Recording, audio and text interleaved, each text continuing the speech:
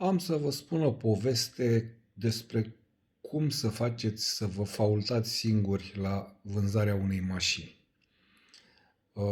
Mașinuța mea pe care o să o prezint în filmuleț la finalul acestui videoclip are 50.000 de kilometri, istoric complet în țară, deci nu sunt suspiciuni că ar fi fost dați kilometri înapoi sau că a avut cine știe ce daune sau așa mai departe.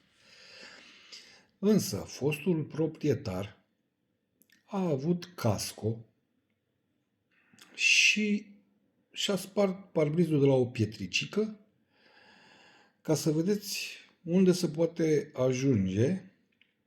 Asta una și încă două așa zise daune în față pe spoiler, undeva într-o zonă cu lac, o să o vedeți încercuită la final cu roșu, a sărit pur și simplu lacul, iar în spate mai avea o zgârietură, toate astea el le-a comunicat atunci când a fost să schimbe parbrizul pe casco, dar nu a mai apucat să vopsească spoilerul față și să, eu știu ce, eventual și cel de spate sau să-l ia la polish și așa mai departe.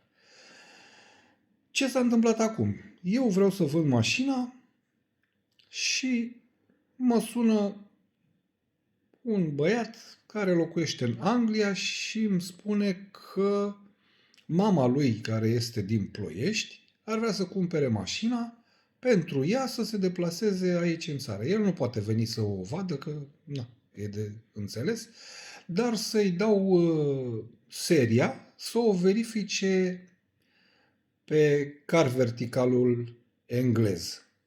O să vedeți de asemenea niște fotografii de pe car verticalul englezesc cu așa zisele daune, pentru care, precizez, cumpărătorul mi-a spus că mă crede că alea au fost daunele, dar ce va face el la o viitoare revânzare când apare pe car vertical cu 3 daune, așa cum o să vedeți în fotografii la final.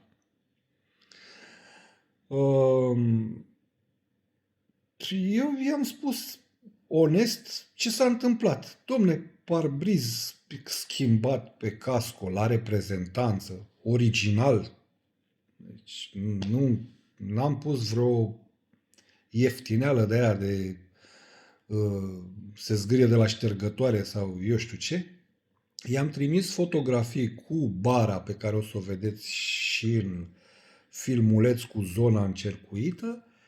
S-a uitat la ele, a zis, da, într-adevăr, nu e, domne, mergem, dacă vrei, la constatare, la un service autorizat și vedem despre ce este vorba, dacă nu ai încredere în ce-ți spun eu și bine ar fi să nu ai și să mergem să o verificăm, pentru că eu știam că mașina nu a avut daune propriu-zis, ci